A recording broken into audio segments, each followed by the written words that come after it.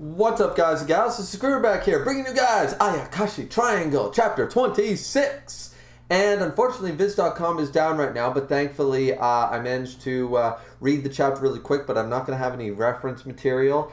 I don't know what's causing it. I looked it up. Apparently, it's working just fine, but it did say there was a few outages in one country. I'm assuming that country is Canada because I keep getting a 500 server error. So I'm not going to be able to do a page-by-page one. I'm just going to have to go off memory here. So if I forget something, I apologize for that. That being said, guys, this is probably the last chapter we're going to get before Christmas. So Merry Christmas to everyone who celebrates it. Happy Christmas.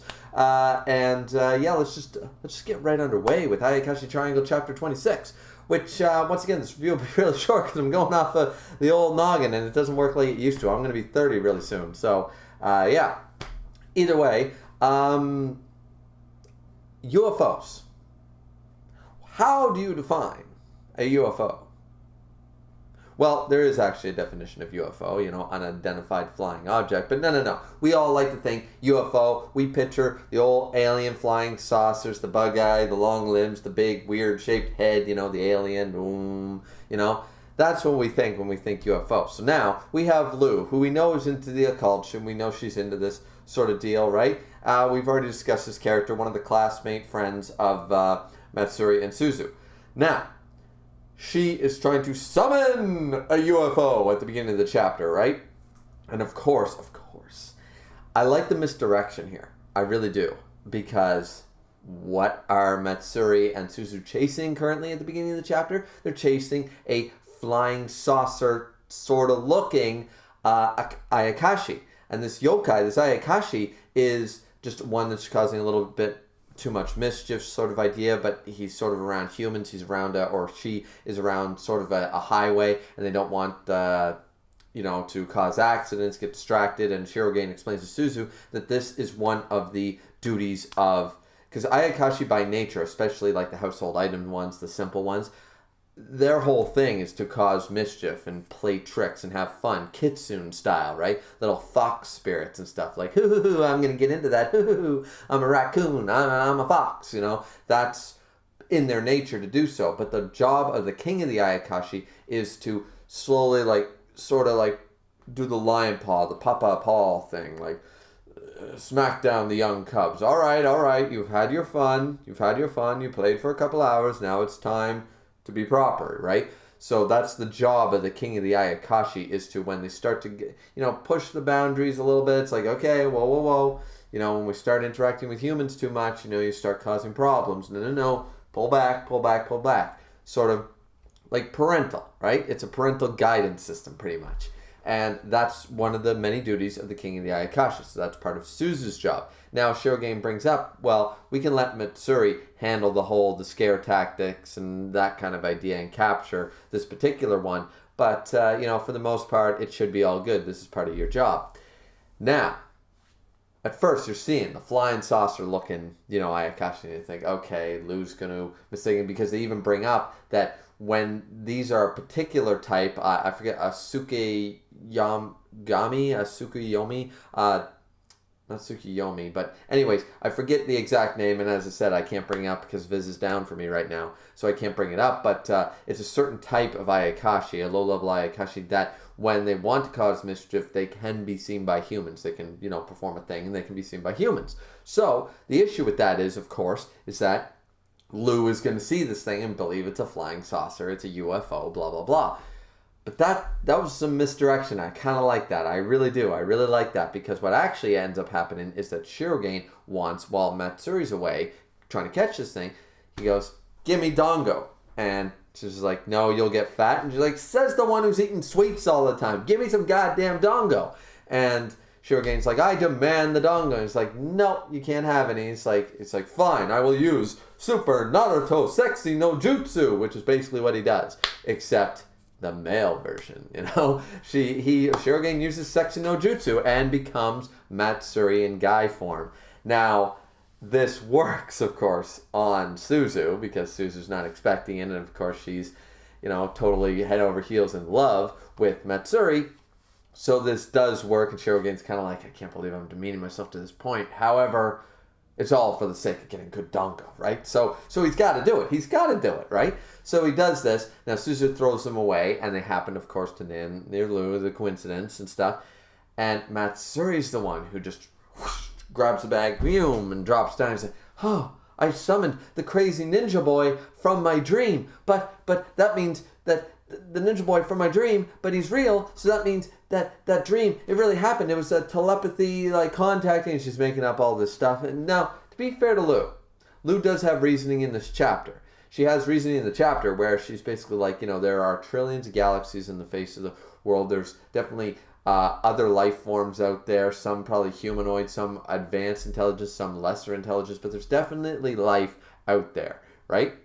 So she's under this belief and blah, blah, blah, and she's not wrong. She's not wrong. She makes a good argument. I've always been of that belief as well. There might not be life in this galaxy, but other life, I should say, in this galaxy. But there might be, there might not be, but there's definitely something else out there, guys. There's just no way. How conceited could you be? So, I mean, even if you're religious, well, heaven isn't on earth, regardless of what that great song says. So, I mean, are angels and God and Jesus not living? Anyways, we're getting off track.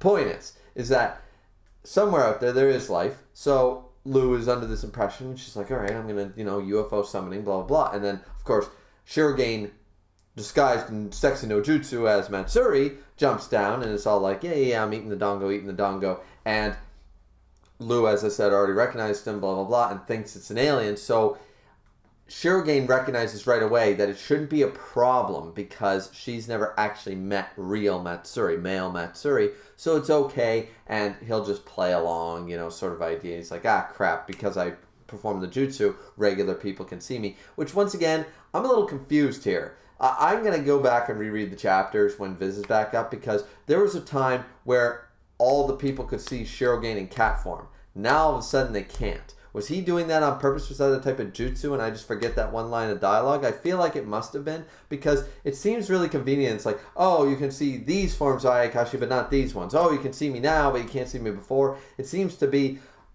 Ayakashi to jutsu. Some of them do, some of them don't. So you really have to really pay close attention.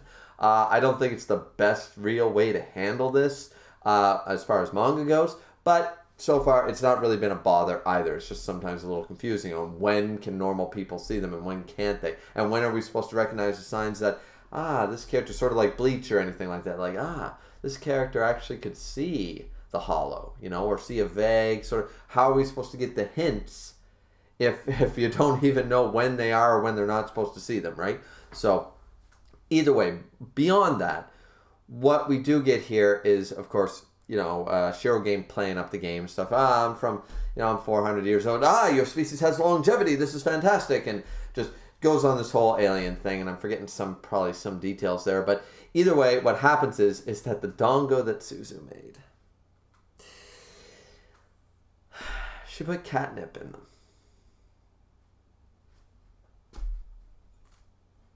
Catnip.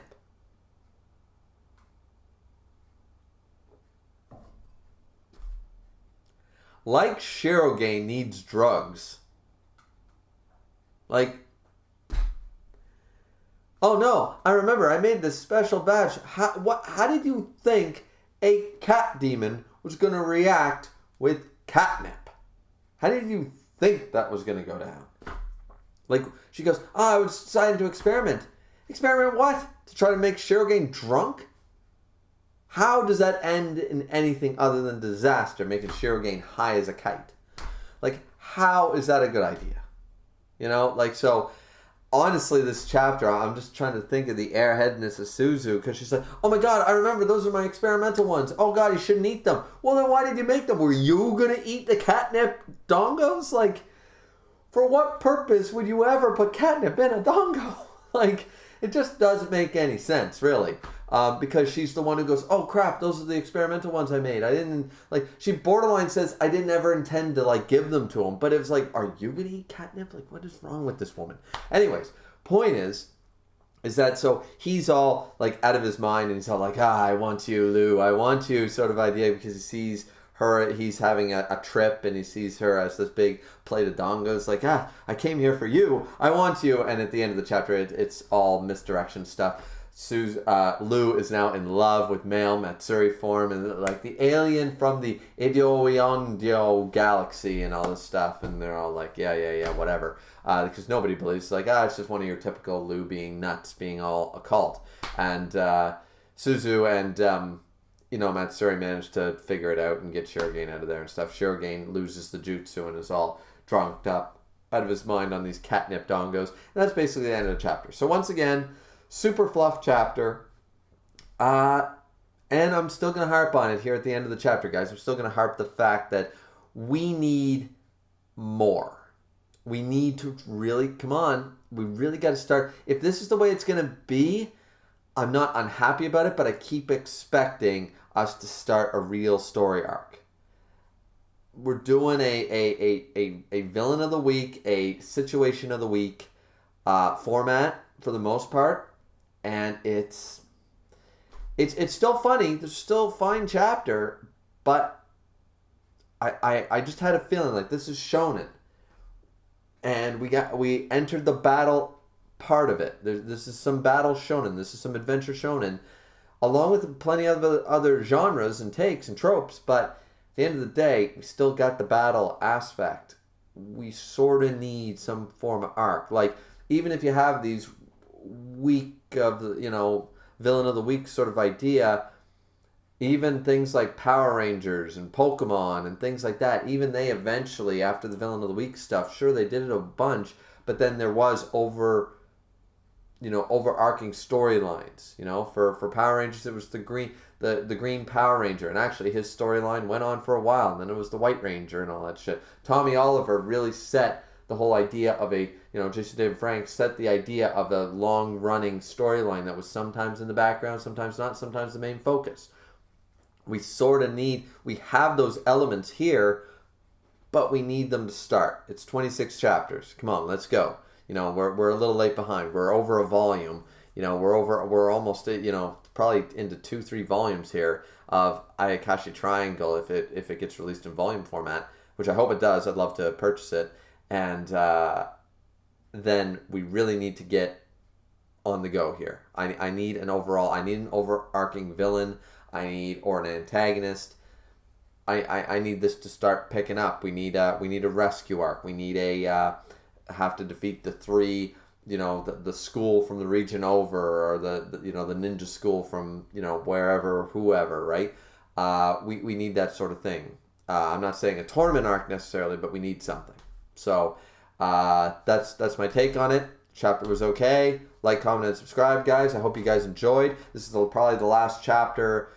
Maybe not, but definitely the last chapter before Christmas. We'll probably still get another chapter or 2 before the end of the year. So either way, though, Merry Christmas to everybody who celebrates. Happy Christmas, everybody. Like, comment, and subscribe as always. Drink responsibly as always. And this has been Griever. We'll see you back here for Ayakashi Triangle, Chapter 27. Later, everybody.